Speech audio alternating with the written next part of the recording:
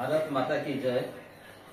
आज आम 78तम स्वाधीनता दिवस पालन करने जाऊँ।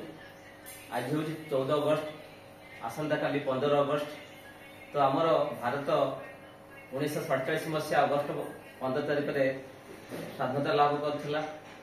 से जो स्वाधीनता संग्रामी मानकर अक्लांत परिश्रम सेवा त्याग बल आमर भारत माता तार इंग्रेज कबल मुक्ति होता रक्षा पाई।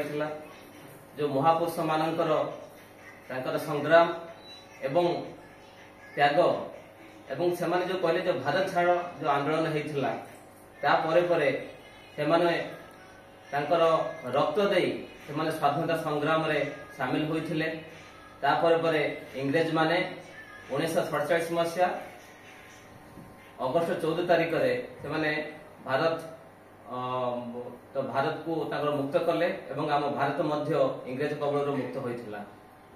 तेणु आसंता काली 78तम स्वाधीनता दिवस ए उपलक्षे आज जो वर्तमान जो आमर भारत वर्षर यशस्वी प्रधानमंत्री माननीय श्रीयुक्त नरेंद्र मोदी आह्वान क्रमे जो हर घर तिरंगा हर घर तिरंगा कार्यक्रम सबुआड़े पूरपल्ली आमर तिरंगा शोभा यात्रा एवं घरे घरे आमे आमर जातीय पताका आमे वितरण करूछु।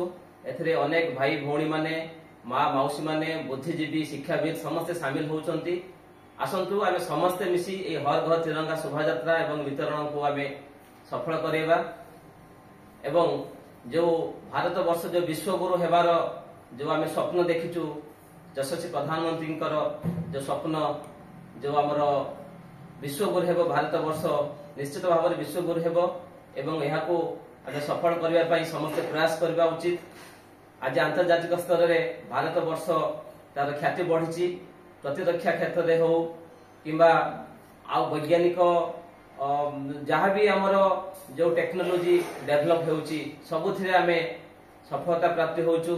तेणु निश्चित भाव में आउ किछि वर्ष पर आमर भारत वर्ष निश्चित भाव में एक बृहत एवं सफलतम राष्ट्र रे परिणत हेबो। तेणु आमे समस्ते ई भारत माँ तार आखिर लोग पोछिदेवा कारण सबुआड़े आज अशांति देखो। निकट अतीत बांग्लादेशी ये जो बांग्लादेशी माने बांग्लादेश रे आमर हिंदू मान को जो परिमाण रे निर्यातना देले आमर भौणी मान को माँ मान को आमर हिंदू धर्म को नष्ट कले महाप्रभु श्री जगन्नाथ विग्रह को पोड़ी देले तांको आमे समस्ते उचित जवाब देबा। हिंदू मान एकत्रित हेबा।